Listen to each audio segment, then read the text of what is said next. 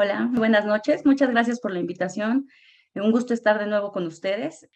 Me gustaría abarcar este tema como cáncer de ovario, sobre todo esas como perlas para hacer el diagnóstico, que es lo que nos hace falta, ¿no?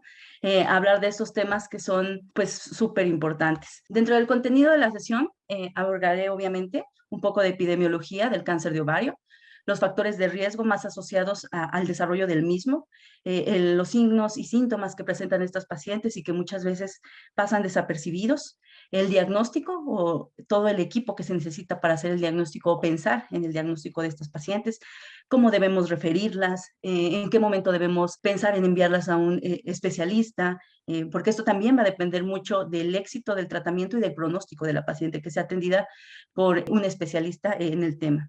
Vamos a hablar de estadificación en términos muy generales, sin abarcar cada una de las etapas, simplemente para tener una visión amplia de por qué se diagnostica en etapas tan avanzadas y por qué no les está yendo tan bien en cuanto al pronóstico y a la supervivencia a este grupo de pacientes.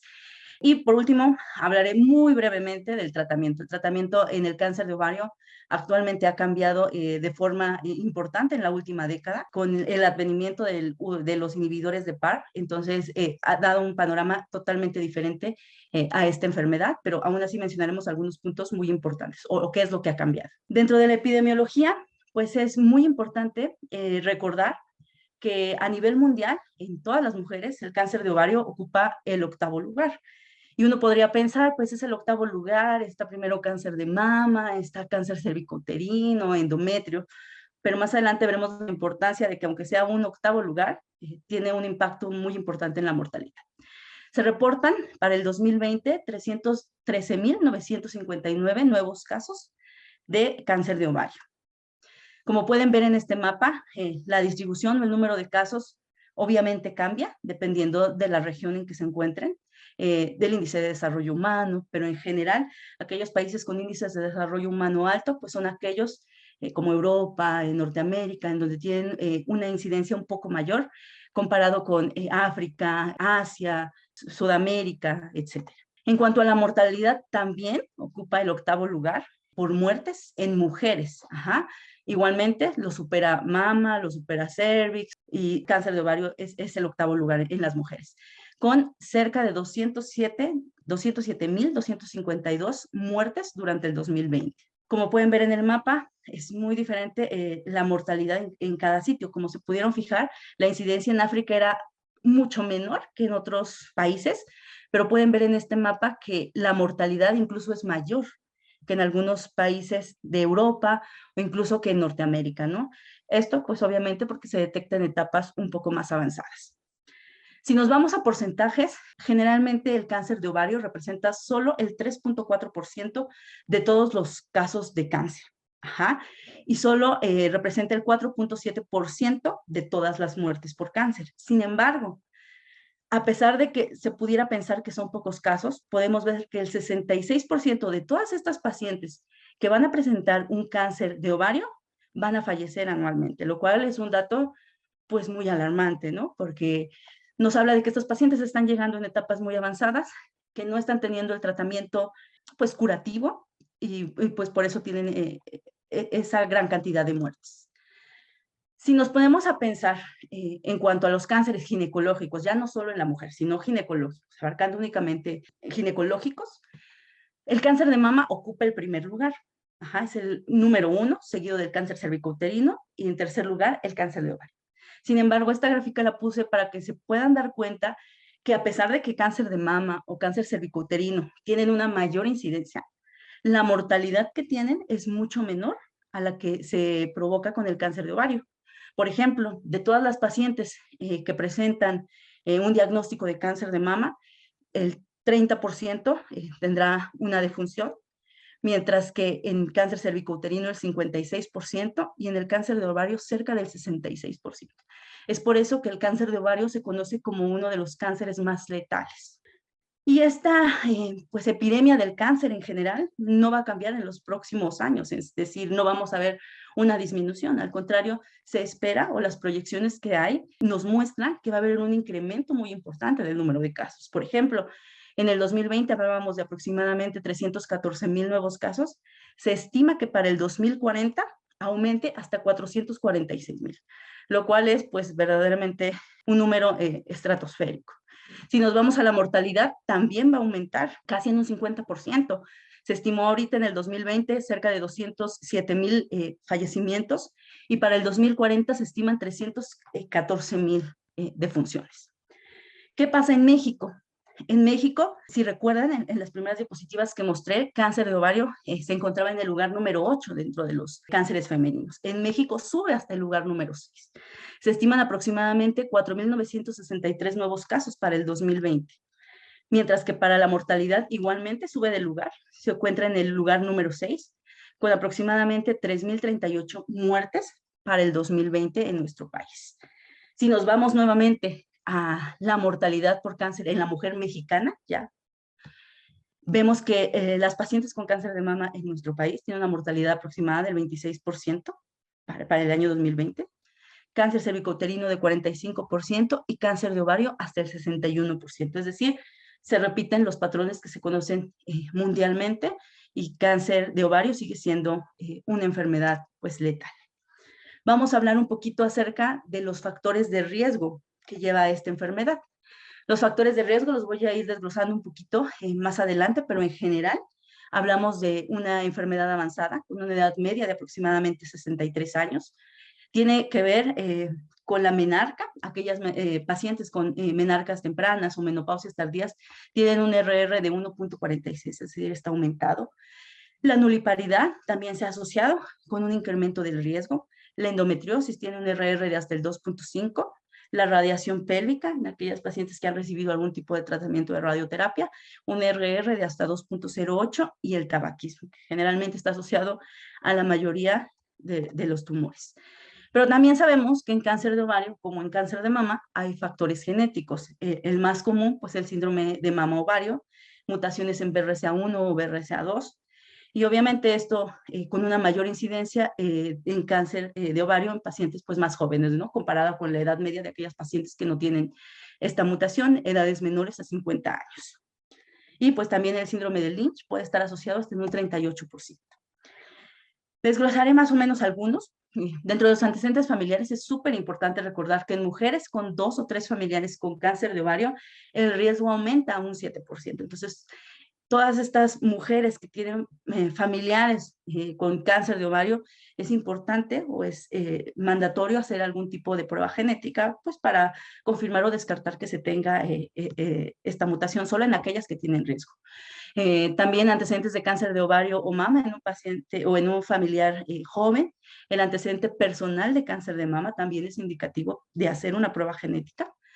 Factores genéticos, no solo las mutaciones de BRCA, veremos más adelante, hay algunas otras que también están asociadas al desarrollo del cáncer de ovario. La terapia de reemplazo hormonal, que también ha sido muy controversial entre si está a favor o en contra, y hablaremos un poquito más adelante. Factores reproductivos como la nuliparidad y algunos factores adicionales que algunos se han mencionado mucho, pero que realmente no han demostrado una asociación con el cáncer de ovario.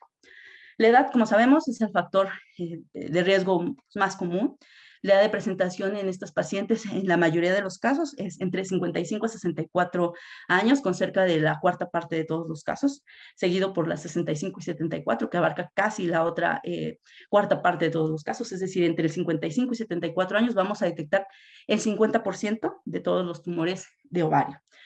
La mediana de edad al diagnóstico, como mencionábamos, es de 63 años. Los factores de riesgo genéticos, pues sabemos que las mutaciones de BRCA1 o BRCA2, que no necesariamente la mutación de BRCA1 o BRCA2 va a dar el incremento o el riesgo de padecer este tipo de tumores, como podemos ver en la gráfica. Tanto BRCA1 como BRCA2, pues es mucho riesgo para cáncer de ovario, para cáncer de mama, pero BRCA2 solo está asociado a cáncer de páncreas o cáncer de próstata o melanoma, mientras que el BRCA1 para los cánceres de endometrio. En general, se estima que las mujeres en general tienen un riesgo de presentar mutaciones en BRCA aproximadamente en 1,3% de los casos. Y que las mujeres que puedan llegar a tener mutaciones de BRCA, es decir, en aquellas pacientes que puedan llegar a tener esta enfermedad, es decir, ya un diagnóstico de cáncer de ovario, se puede presentar hasta en el 39% de los casos y mutaciones con BRCA2 hasta en el 11% de los casos. Hay varios genes asociados que también están relacionados con el desarrollo del cáncer de ovario, el BRCA1, BRCA2, la inestabilidad microsatelital, el MSH2, el MLH1. En esta tabla podemos ver cuál es la función de la proteína que actúa y pues todas estas pues aumentan el riesgo de desarrollar cáncer de ovario. Otros factores de riesgo que, como mencionábamos, se han asociado es la terapia de reemplazo hormonal. Hay estudios que revelan que el uso de estrógenos puede aumentar el riesgo hasta el 22% y en la combinación de estrógenos con progesterona hasta un 10%. Hay varios metaanálisis y ensayos clínicos que han tratado de asociar el uso de esta terapia de reemplazo hormonal. Y, por ejemplo, este metaanálisis mostró un aumento en el riesgo de carcinoma seroso y endometrioide cuando se utiliza terapia de reemplazo hormonal solo con estrógeno. Como podemos ver en las gráficas, dentro de todos los estudios, el riesgo relativo para el uso reciente o por no haber usado este tipo de terapia hormonal, pues es a favor de aquellas que recibieron únicamente terapia con estrógenos, ¿no? Aumentan ligeramente el riesgo. Otros factores de riesgo que también están asociados son los reproductivos.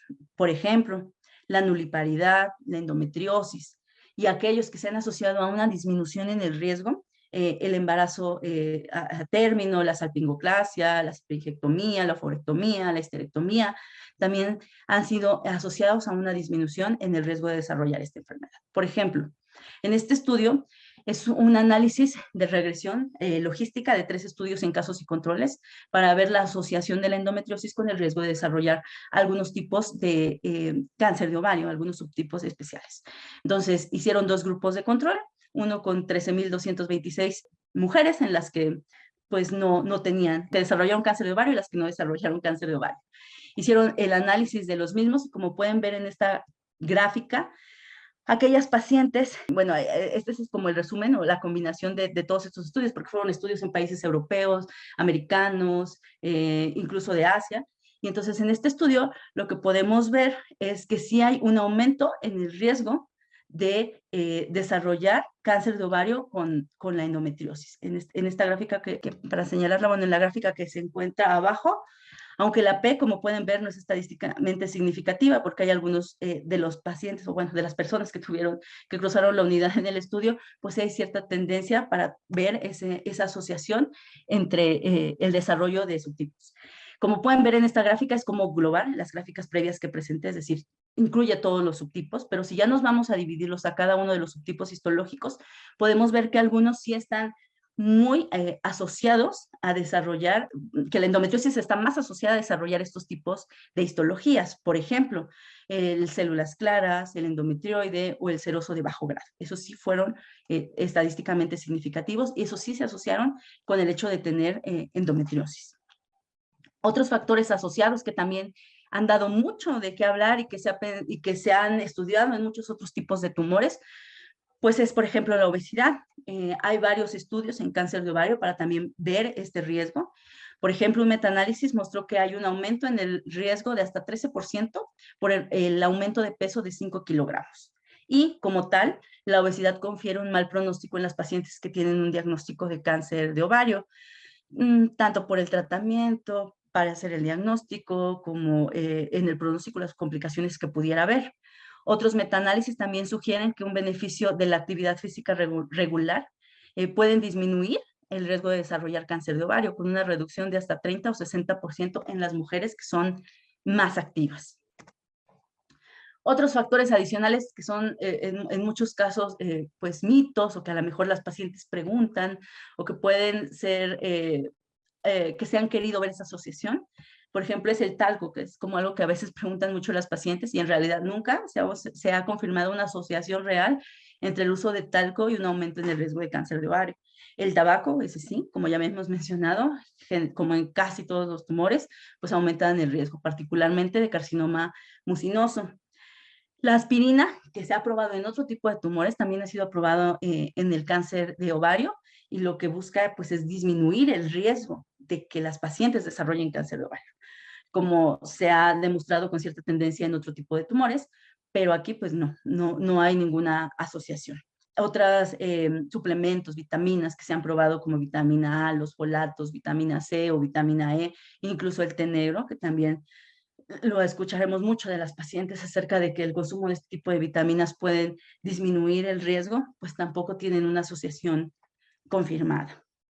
En esta tabla es una tabla de un estudio que se realizó en el 2020, donde toman en cuenta muchos estudios acerca de cada uno de estos factores: la edad, la menstruación, la paridad, las características del embarazo, enfermedad pélvica inflamatoria, la endometriosis, los anticonceptivos orales, los tratamientos de infertilidad, las alteraciones genéticas, el estilo de vida y otras, para ver realmente cuál es la asociación que tienen para el desarrollo de cáncer de ovario.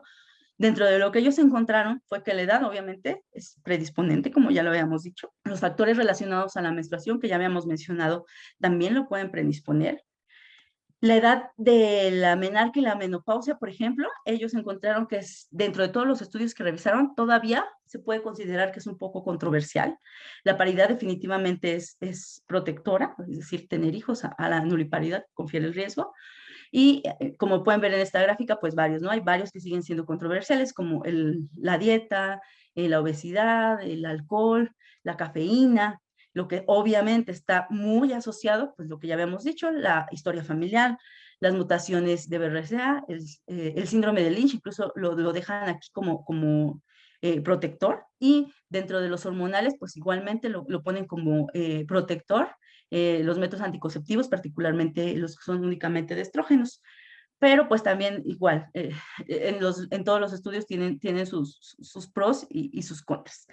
Otros que mencionan que son protectores y que es importante mencionarlos, pues la lactancia y el estatus socioeconómico bajo. Generalmente el cáncer de ovario sí se asocia un poco más a un estatus socioeconómico alto. Dentro del cuadro clínico, y aquí es algo que es súper importante remarcar y quizás es donde me enfoque más, es que el cáncer de ovario es conocido como el asesino silente, es decir, crece sin que nos demos cuenta, incluso que a veces la paciente no se dé cuenta o no le tome importancia a los síntomas que pueden ser confundidos con muchas otras enfermedades. Entonces, como bien menciona este artículo, pues es el asesino silente. La mayoría de los síntomas en etapas tempranas son bien inespecíficos, entonces puede haber alteraciones urinarias, urgencia urinaria, puede haber dolor abdominal, algunos síntomas gástricos como colitis, distensión, que generalmente en esas etapas tempranas, pues los pacientes no le dan mucha importancia. Pero ¿cuál es lo importante de aquí? Pues el reconocimiento de estos síntomas. Los principales síntomas pues son la inflamación abdominal o distensión abdominal, el dolor abdominal o dolor pélvico. Recordemos que todos estos generalmente van a ser cuadros de repetición, es decir, es aquella paciente que va y va cada mes y mejora y otra vez le vuelve a pasar y otra vez le vuelve a pasar y no mejora con ningún tratamiento para la colitis, etcétera. Ese tipo de pacientes son las que debemos de sospechar que a lo mejor pues no es un síntoma gastrointestinal. Saciedad temprana, pero pues bueno, saciedad temprana generalmente es cuando ya hay una enfermedad un poco más avanzada, urgencia urinaria o la frecuencia urinaria. Y por lo mismo, como menciono, estos síntomas generalmente se suelen confundir con los síntomas originados por la colitis, la gastritis, las infecciones urinarias. Entonces, estas pacientes son multitratadas por diferentes médicos porque cuando no fue la colitis, fue la infección urinaria, fue la gastritis, y van con un medicamento tras otro medicamento, tras otro medicamento, y como generalmente también en muchas ocasiones la paciente se desespera de que no mejora, pues va con un médico, con otro, y es como volver a empezar, ¿no? Sin darle como ese seguimiento, porque pues sí, obviamente, pues es cansado tener estos síntomas sin que haya una mejoría y sin saber qué está pasando. En las etapas más avanzadas, que ahí ya son muy obvios los síntomas, pues es la distensión abdominal importante, como vemos en la figura, la náusea, porque obviamente estos pacientes presentan ascitis, tumores grandes, pueden presentar carcinomatosis, entonces eso hace que pues, las pacientes tengan una saciedad temprana, les den náusea, no quieran comer por los mismos síntomas, e incluso puedan tener disnea. ¿Por qué? Porque cuando una enfermedad en ovario está avanzada puede ocasionar derrame pleural y pues esto condicionarles disnea. Entonces, lo que buscamos ahorita es esto, que la paciente no llegue con todos estos síntomas. Lo que buscamos es detectar a las pacientes con todos esos síntomas inespecíficos. ¿Cuáles serían los focos rojos que nosotros debemos pensar para una paciente con síntomas asociados al cáncer de ovario? Lo primero es que tiene un inicio reciente, es decir, menos de un año que ha estado presentando estos síntomas una y otra vez, que mejoran, regresan, etcétera. Que generalmente haya tenido síntomas frecuentes. ¿A qué me refiero con síntomas frecuentes? 12 episodios al mes. Es decir, que la paciente cada mes, o al menos 12 veces al mes, porque puede ser a lo mejor 2 veces en un mes, presenta nuevamente estos síntomas de repetición que ya mencionamos. Que aparte son síntomas más intensos de lo que podríamos esperar con una colitis, o de lo que podíamos esperar con una gastritis, o de lo que pudiéramos esperar con cualquier otra, una infección urinaria, ¿no? O sea, una infección urinaria que está y regresa y regresa y regresa, pues no es como lo común. La falta de respuesta al tratamiento a los mismos, ¿no? Una paciente que le dan un tratamiento, no mejora, le cambian el medicamento y sigue sin mejorar, se vuelve a cambiar el medicamento, pues hay que pensar que algo está pasando ahí. Obviamente el acompañamiento de otros síntomas, ¿no? A veces las pacientes igual por la colitis, etcétera, van dejando pasar como muchos síntomas, ¿no? Entonces a lo mejor no mencionan esa saciedad temprana porque pues lo asocian a que no quieren comer alimentos porque se llenan, etcétera, pero quizá no lo dicen, ¿no? Entonces es súper importante hacer como mucho énfasis en buscar todos estos síntomas y signos que pudiera tener la paciente, pues para poder pensar en algo más. Durante la última década ha habido, existe una gran evidencia de que las mujeres con cáncer de ovario tienen síntomas reconocibles antes del diagnóstico, es decir, que presentaron todo esto que acabo de decir. Entonces, se han hecho muchos índices, pruebas para tratar de hacer una detección de estos síntomas, ¿no? Entonces, uno de los índices que se ha hecho es el índice de Goff, el cual es realizado por investigadores de la Universidad de Washington. En este es un estudio de casos sin controles, donde quisieron establecer un índice de síntomas que pudiera ayudar en el diagnóstico precoz del cáncer de ovario. Los valores bueno, los parámetros que mide es el dolor abdominal y pélvico, la distensión abdominal, la plenitud preprandial, el aumento de volumen abdominal, el meteorismo intestinal, que también llega a ser frecuente, la frecuencia urinaria, la disfagia. Lo que hace o lo que buscaban hacer con este índice es anotar esto, si tienen este síntoma, cuántos días al mes lo llegan a presentar, si este síntoma es persistente, por cuánto tiempo, en cuanto a meses, todos estos parámetros que mencioné se miden. Lo que se ve aquí es que generalmente aquellas pacientes que presentan 2 veces al menos al mes estos síntomas durante el último año tienen un alto riesgo de tener o de poder desarrollar un cáncer de ovario. Este estudio se encontró que tiene una sensibilidad de hasta el 56% en etapas clínicas tempranas, hasta el 79.5% en etapas clínicas avanzadas y con una especificidad del 90% en aquellas pacientes que son menores a 50 años. Entonces, parece algo sencillo preguntar estos síntomas, pero de verdad vale la pena. Si bien no es como la herramienta que también tiene la gran sensibilidad o la gran especificidad, pues todos estos tipos de herramientas nos ayudan a buscar de forma intencionada a este grupo de pacientes que pueden desarrollar esta enfermedad. Obviamente, imagínense una paciente que tiene antecedentes familiares o que tiene un antecedente de cáncer de mama y que está teniendo pues este tipo de síntomas, pues es como mucho de hacer énfasis en todos estos síntomas para ver que no puedan desarrollar esta enfermedad. Como decía, la ocurrencia de 12 veces al mes y la nueva aparición debe considerarse como una alta posibilidad de desarrollar cáncer de ovario. El diagnóstico, pues, en cuanto aparte de la sintomatología que ya mencionamos, pues parte mucho de la exploración física. La exploración física, pues podemos encontrar desde masas abdominales, obviamente, por el tumor que se encuentra en el ovario, masas palpables por vía vaginal, ¿por qué? Porque pues desplazan y se pueden hacer. De hecho, una paciente a la que se sospecha de este tipo de enfermedades hay que hacer una exploración pélvica, es indicativo. El dolor a palpación, obviamente abdominal o pélvico, es también parte de los signos que puede presentar, bueno, los síntomas que puede presentar la paciente y la distensión abdominal. Estas 4 características tienen una sensibilidad de hasta el 40% y una especificidad del 60% en tumores menores a 10 centímetros. ¿Qué es lo que se tiene que hacer para hacer el diagnóstico o el abordaje diagnóstico de una paciente que tenga un tumor pélvico sospechoso o que incluso ya presente ascitis, distensión abdominal o que tenga los síntomas iniciales que mencionábamos de distensión, dolor pélvico, sensación de plenitud, síntomas urinarias, urgencia o frecuencia miccional, pues lo primero que debemos de hacer, obviamente aparte de la historia clínica, ver sus antecedentes de importancia, aquellos factores de riesgo que pudieran contribuir a desarrollar esta enfermedad, pues la exploración física, el examen pélvico, que es parte del mismo diagnóstico, el ultrasonido abdominal, la tomografía de preferencia o en su caso resonancia magnética de pelvis, obviamente para poder obtener un apoyo en la estadificación de la paciente, radiografía o tomografía de tórax, estudios de laboratorio, obviamente el CA125, que es un marcador de seguimiento y que hablaremos un poquito más adelante, pero es parte de lo que se debe pedir a este grupo de pacientes. Evaluar el estado nutricional, porque muchas de estas pacientes, como ya dijimos, tienen distensión, saciedad temprana, hiporexia, tienen náusea, entonces dejan de comer y obviamente pues pueden llegar a tener ciertos estados de desnutrición. Antecedentes familiares igual, es importantísimo preguntarlos y tener en cuenta. En aquellas pacientes, en algunas se pueden hacer biopsias guiadas por estudio, pero en realidad el diagnóstico es quirúrgico y a menos que realmente sea una etapa muy avanzada en donde no se pueda hacer esa estadificación quirúrgica y está muy claro que es una etapa metastásica, pues ahí sí valdría la pena la biopsia guiada por algún estudio de imagen.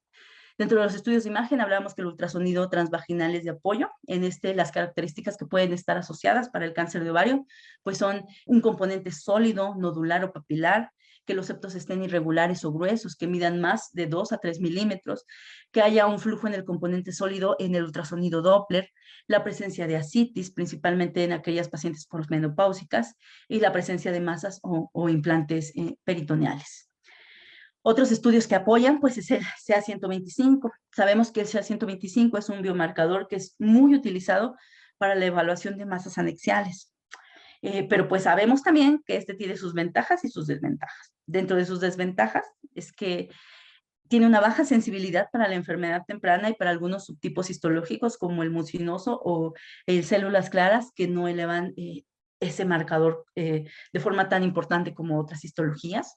La baja especificidad en las premenopáusicas, ya que sabemos que en las pacientes premenopáusicas este marcador se puede elevar por muchas condiciones fisiológicas o algunas condiciones benignas, por ejemplo, la menstruación, la endometriosis, la ovulación, quistes benignos, el embarazo y otras condiciones lo pueden elevar, ¿no? Como se muestra en esta gráfica, desde quistes funcionales, quistes simples, el hidrosalpinx, es decir, todos lo elevan y como pueden ver, aquellas, por ejemplo, un ejemplo, los fibromas, ¿no?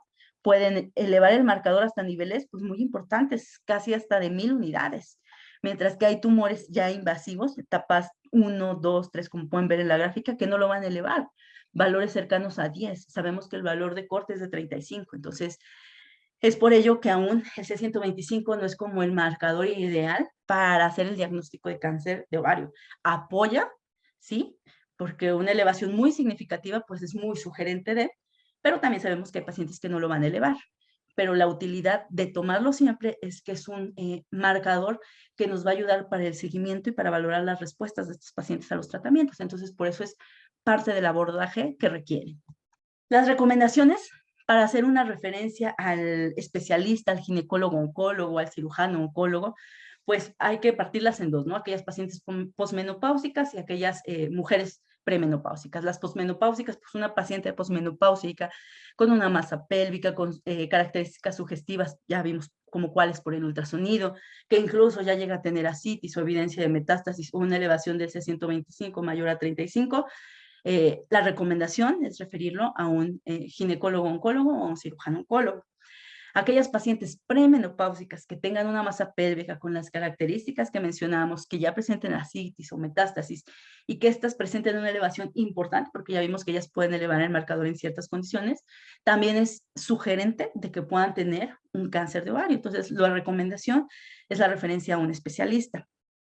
Otra cosa que es bien importante, a diferencia de muchos otros tumores, en cáncer de ovario no es necesario contar con un reporte de patología. Es decir, para que yo pueda mandar a una mujer a valoración por un cirujano oncólogo o un ginecólogo oncólogo con una imagen o una masa pélvica muy sugerente, con evidencia de ascitis, carcinomatosis, elevación de C125, no es necesario que le hagan o que le tomen una biopsia. ¿Por qué? porque la estadificación que se va a hacer es generalmente quirúrgica y la hace el especialista. El diagnóstico es importante, también es histológico, porque hay muchas histologías en el cáncer de ovario. Y este se va a realizar mediante la exploración quirúrgica, como mencionaba, donde se espera hacer el retiro completo del tumor y pues hacer su valoración transoperatoria para ver esta histología. Generalmente una biopsia del tumor podría aumentar esa etapa clínica o hacer como retrasos en la valoración de la paciente y puede alterar incluso el pronóstico de las mismas.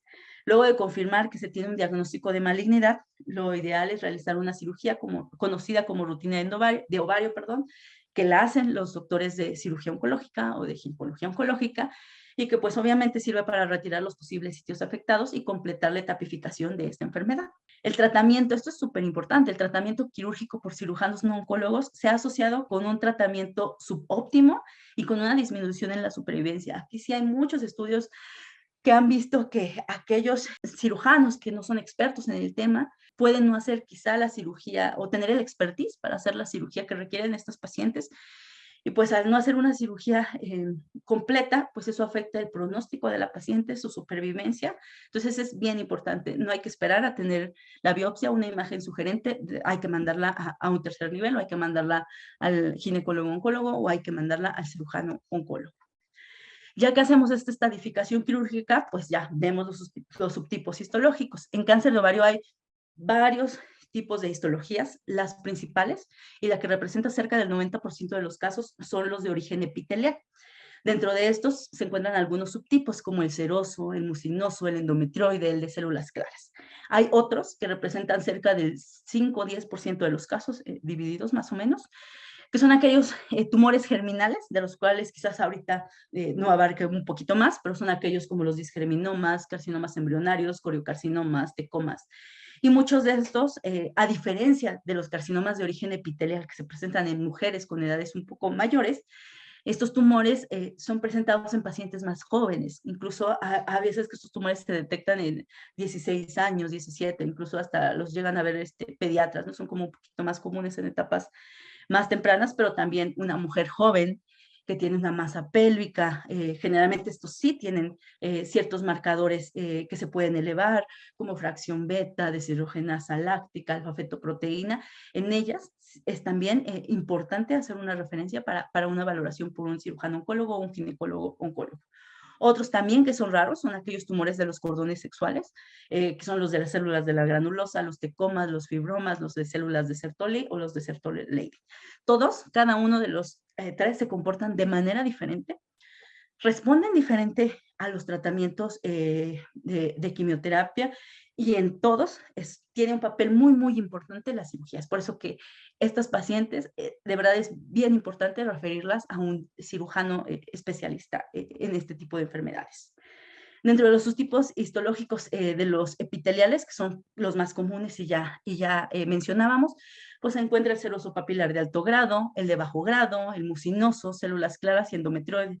Y como pueden ver en la diapositiva, cada uno se comporta o tiene características un poquito diferentes. Incluso las alteraciones que muestran cada uno varían. Y esto es lo que los hace ser tan heterogéneos y los hace que no todos puedan responder a los tratamientos que tenemos de quimio, y es por ello que se han hecho como muchas terapias muy personalizadas últimamente en cáncer de ovario, o es lo que se busca, llegar a esa medicina personalizada para poder atacar cada una de estas vías, que como pueden ver, pueden ser desde BRCA, CARRAS, NRAS, PI3K, HER2, PTEN, etcétera, ¿no? Entonces, esa es la diferencia que hace que a lo mejor una terapia que puede ser muy buena para un tipo, para los otros no lo sea.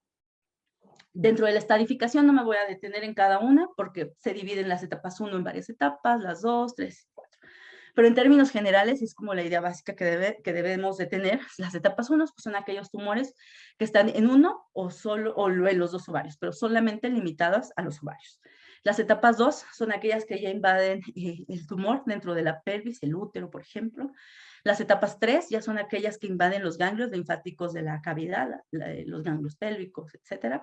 Y las etapas 4, pues es cuando ya hay metástasis a distancia. Esto puede ser desde etapas 4A o 4B. 4A generalmente son derrames pleurales únicamente, y a las 4B pues involucran ya órganos como tal, ya por ejemplo, metástasis pulmonar. El pronóstico, pues ya habíamos mencionado que el pronóstico es malo.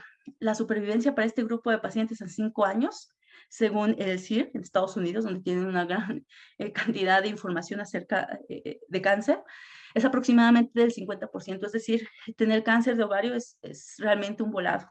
Por eso es una enfermedad tan letal.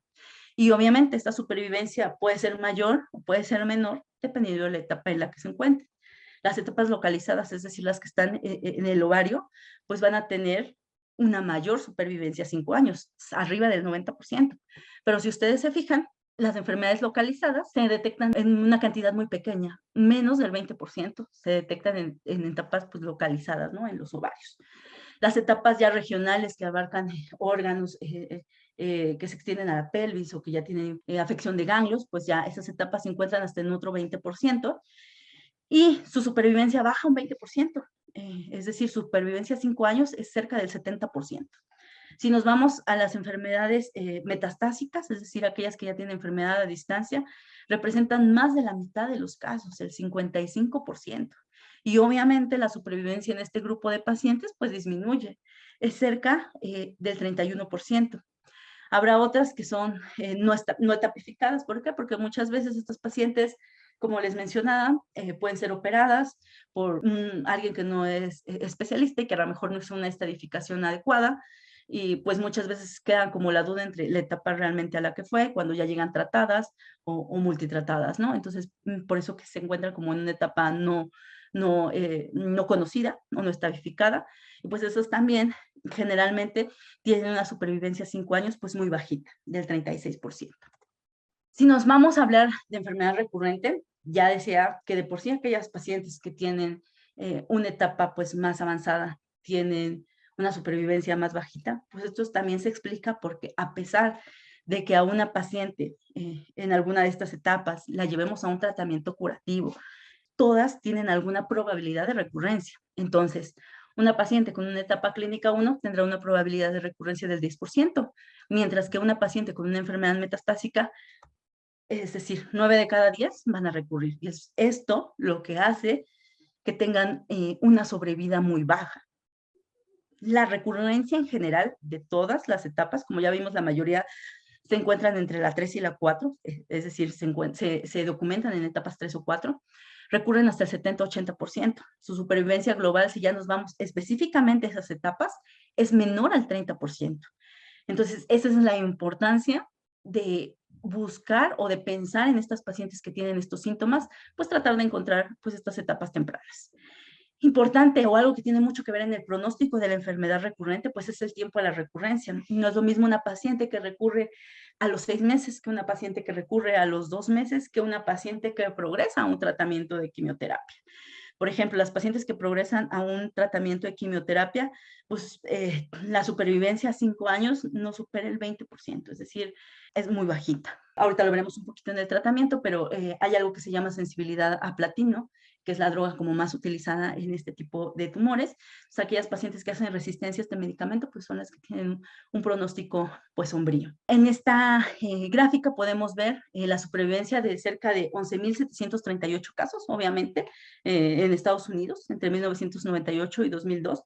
Como pueden ver, entre todas las etapas, va disminuyendo la supervivencia. Obviamente, etapas 1 tiene una supervivencia a 5 años de hasta el 81, 84, 87%, mientras que aquellas etapas 4 bajan hasta el 15%. Entonces, volvemos a lo mismo. La importancia de la detección temprana en este grupo de pacientes. Recurren menos, tiene una supervivencia mayor, el tratamiento puede ser curativo, el tratamiento es pues más, digamos, incluso más sencillo que una paciente que está pues con una enfermedad más avanzada o metastásica. Obviamente una enfermedad avanzada o metastásica también el hecho de tener mucha sintomatología o complicaciones asociadas a los síntomas de la enfermedad, pues también pueden complicar sus tratamientos. Puntos importantes sobre el pronóstico de estas pacientes es que la mortalidad, como ya vimos, es alta porque se detectan en forma tardía. Hay falta de pruebas estándar para el tamizaje y el BRCA1 y BRCA2 y la recombinación homóloga son marcadores de pronóstico y respuesta para los tratamientos. Que una citorreducción óptima, es decir, una adecuada cirugía, es un factor súper positivo para la sobrevida y eso es como la importancia de enviar o referir a una paciente con el experto. Y como dijimos, el CA125 pues no es específico, nos puede ayudar como seguimiento y como para la respuesta del tratamiento, pero no es específico en todos los casos. Tamizaje, pues como en todos los tumores, se han intentado hacer distintos tipos de tamizajes para ayudar a este grupo de pacientes y pues para tratar de detectarlas en formas tempranas. Este estudio, por ejemplo, es un estudio que evaluó el screening de varios tumores. Fue un estudio fase 2 con 78,000 pacientes en edades entre 55 y 74 años, que fueron reclutadas entre el 93 y 2001. Tuvieron un seguimiento aproximado de 12 años. El objetivo pues, era evaluar la mortalidad por el cáncer de ovario. Lo que hacían era una intervención a un paciente, bueno, a una mujer, le daban un seguimiento usual, sus revisiones normales, como cualquier paciente en el grupo de edad del 50, 70, etcétera, pero a otro grupo de pacientes le hacían una intervención. La intervención era un ultrasonido por 3 años y una toma de CA125 por 5 años. Lo que encontraron es que en el grupo de intervención, es decir, en aquellas que les hicieron ese seguimiento de ultrasonido, de CA125, encontraron cerca de 200 casos, mientras que en el seguimiento usual encontraron cerca de 176 casos, es decir, con un error de 1.21. Esto fue en 10 centros de Estados Unidos. Desafortunadamente, la incidencia en el grupo de intervención obviamente fue mayor, la mortalidad, sin embargo, también fue mayor. Entonces, al no tener un efecto en la mortalidad, es decir, al no reducir la mortalidad, esa intervención que hicimos, pues no se consideró como un estudio de tamizaje. Otro estudio que se hizo ese fue por los americanos, este es un estudio por los ingleses. En este hicieron un seguimiento de cerca de 202,638 pacientes con la misma edad, 50 a 74 años, entre el periodo de 2001 a 2005, en mujeres posmenopáusicas. Hicieron aquí 3 grupos diferentes. Uno, el seguimiento normal, es decir, no le hacían screening.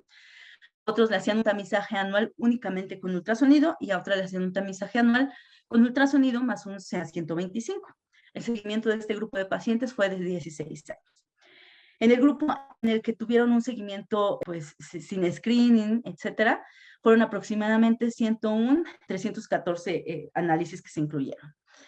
Completaron el seguimiento pues cerca de 96,000 pacientes, igual en algunos hubo pérdidas de seguimiento, obviamente, también en ambos, en el grupo de ultrasonido y en el grupo de ultrasonido más CA125. ¿Qué es lo que encontraron ellos durante ese seguimiento de 16 años? Pues encontraron que no importaba si no les hacían seguimiento, el ultrasonido o el marcador, es decir, no son una buena herramienta de tamizaje. Incluso juntos no demostraron ser una herramienta. Todas las pacientes tuvieron la misma incidencia, si se fijan en las gráficas, incluso algunos chocan. Tanto si comparan el grupo que no se le hizo screening con únicamente ultrasonido versus el grupo que no se le hizo screening y se le hizo la combinación de ultrasonido más el CA125, tanto para cáncer de ovario como para cáncer de trompa de falopio. Ninguno de los dos tuvo un resultado positivo y por lo tanto, como no se redujeron nuevamente las muertes por cáncer, pues tampoco se recomienda como un cribado en la población general. Rápidamente voy a mencionar un poquito del tratamiento. Durante mucho tiempo, y lo sabemos, en cáncer de ovario, las etapas tempranas, es decir, la etapa 1, la A, B y C, que se subdividen, tienen un tratamiento que es quirúrgico primordialmente, ¿no? La citorreducción es el tratamiento indicado y algunas de estas pacientes recibirán ciertos tipos de tratamiento adyuvantes de quimioterapia. Las etapas localmente avanzadas, que son las etapas 2A, B, 3A, 3C, estas pacientes pueden llevarse a tratamientos de inducción, es decir, que algunas no son operables de inicio, entonces son llevadas a tratamientos de quimioterapia con la finalidad de reducir la carga de enfermedad y poder llevarlas a una laparotomía de intervalo, es decir, a una laparotomía en donde se puede hacer esta citorreducción y quitar la enfermedad, ¿no? Y aquellas etapas que son avanzadas, las etapas 4, pues estas van a variar mucho su tratamiento, depende de muchísimas cosas. Algunos casos muy seleccionados podrán requerir inducción, podrán tener un éxito con la inducción, otros podrán ser llevados incluso a la pedintervalo, pero muchas de ellas terminarán en quimioterapias paliativas y recientemente con muchas otras estrategias terapéuticas como mantenimientos, que son medicamentos o terapias dirigidas o con un target, para mantener o tratar de mantener la respuesta que se puede alcanzar por la cirugía o por la quimioterapia en estos grupos de pacientes. La historia natural de la enfermedad por ahí del año 2000, antes del 2010, pues era una paciente que tenía síntomas generalmente más de 1 o 3 años, estos síntomas gastrointestinales, le hacíamos el diagnóstico, se estadificaba, le dábamos una quimioterapia, estas podían llevarse a cirugía, a veces se les podía dar mantenimiento incluso con quimioterapia, que era como una de las opciones que había. La mayoría podían tener pues respuesta, pero eventualmente progresaban, se intentaba dar una segunda quimio, a lo mejor una cirugía secundaria o reductora, pasábamos otra vez a que progresaba, le damos una tercera quimio, hasta que generalmente después de una segunda, tercera línea, la paciente progresaba y empezaba con datos de suboclusión y pues a final de cuentas terminaban cuidados de mejor soporte médico y moría. Actualmente se ha demostrado que las mutaciones de BRCA1 y 2 son biomarcadores que son pronósticos y predictivos de la respuesta a la terapia del cáncer de ovario.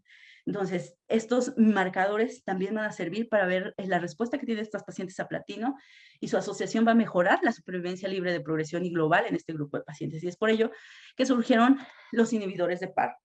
A partir del año 2010, como pueden ver en esta gráfica, han surgido una gran variedad de medicamentos, tanto terapias dirigidas antiangiogénicas como el bevacizumab, que fue la primera que se documentó como mantenimiento en el cáncer de ovario, pero posterior a ello, al encontrar todas estas mutaciones o targets que podemos ver, empezaron a estudiar otros medicamentos como los inhibidores PAR, como el olaparib, como el niraparib, el rucaparib, el niraparib, etcétera. Entonces, hay combinaciones ya incluso de un antiangiogénico con un inhibidor PAR que han mostrado ciertos beneficios y seguramente en los próximos años habrá muchísimos más medicamentos o combinaciones, incluso en las secuencias de dar estos medicamentos. Generalmente la mayoría de estos medicamentos se avalan o inician sus pruebas en pacientes en segundas, terceras líneas de tratamiento y posteriormente llegan a la primera. Entonces, la secuencia que van a llevar estos pacientes pues es enorme y va a ir cambiando durante los próximos años.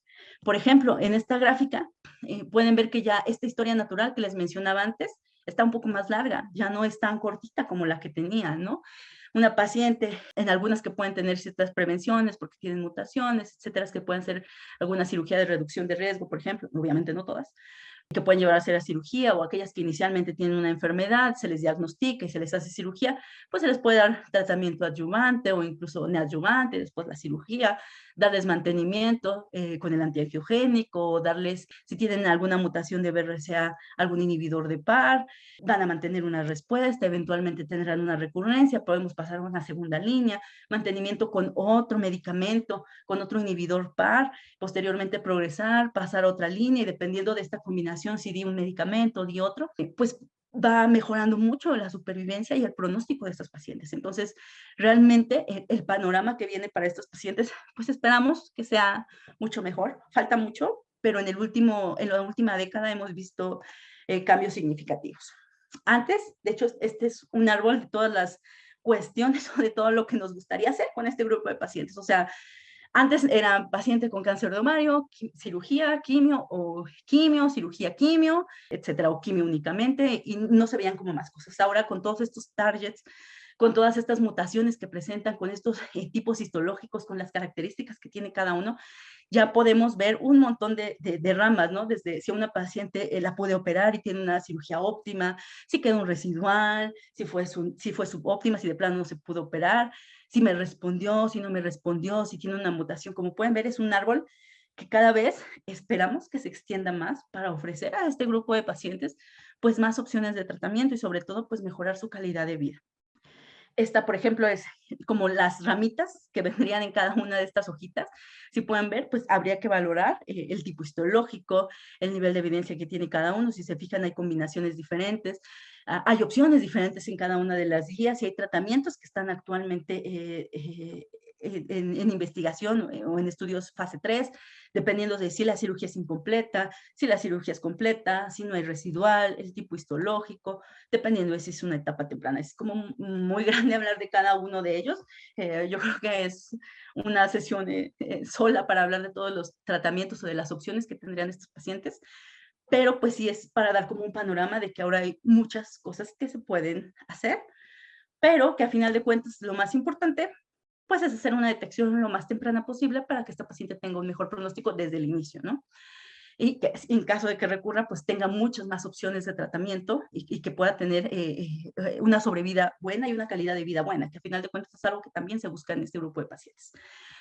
Los mensajes para llevar a casa, ya para finalizar, es que pues es una enfermedad, como ya dijimos, con alta mortalidad por la detección tardía que se hace. Aún no contamos con una prueba de tamizaje efectiva, a pesar de que el ultrasonido nos puede apoyar, el marcador, etcétera. No hay una prueba de tamizaje realmente validada. La evaluación de síntomas en la enfermedad temprana es muy importante. Este tipo de cuestionarios o pruebas chiquitas que a lo mejor les mencioné, estarlas checando o preguntando nos pueden dar una pequeña orientación para encontrar a este grupo de pacientes. Todas las pacientes que tengan un diagnóstico de cáncer de ovario, con una histología de mal pronóstico, una histología de alto grado, es indicativo hacer esta determinación de BRCA1, porque como ya lo vieron, una tiene varias cosas importantes, ¿no? Pero una es para el pronóstico, la respuesta al tratamiento, las opciones de tratamiento que va a tener la paciente, e incluso detección de familiares, etcétera. Se hacen a estas pacientes valoración por genética, un estudio familiar, etcétera, pues también para el beneficio de sus familiares. Aunque sabemos, o ya dijimos, que no todas las pacientes van a expresarlo, pues sí es importante hacerla o hacer esta valoración. Y insisto mucho, la citorreducción óptima es un factor súper importante para la sobrevida. Entonces, creo que el mensaje más importante aquí es, uno, la detección oportuna, pensar en estos síntomas que se repiten cada mes, que lleva 12 episodios en el último año, que no mejoran con tratamientos, de verdad, hacer algún estudio de imagen si se sospecha o hay alta sospecha, y si se encuentra una masa pélvica, de verdad, lo importante es enviarlo a un especialista para que pueda hacer un tratamiento adecuado y la sobrevida de esta paciente mejore. Ese es como el mensaje más importante. Y bueno, el CA125 no es específico, porque algo que pasa mucho a veces es que las pacientes se hicieron CA125, pues obviamente el CA125 nunca salió elevado, pero pues tienen la masa pélvica y todo lo demás clínico, ¿no? Entonces, nos sirve como seguimiento, nos sirve para valorar respuesta en aquellas pacientes que lo elevan, es parte del abordaje que se tiene que hacer, pero no es un hecho que una paciente que eleve va a tener el cáncer de ovario o una paciente que no lo eleve que no lo tenga, ¿no? Entonces hay que tener mucho cuidado con ese marcador. Pues esto sería todo. Muchas gracias y quédate atento a sus dudas y preguntas.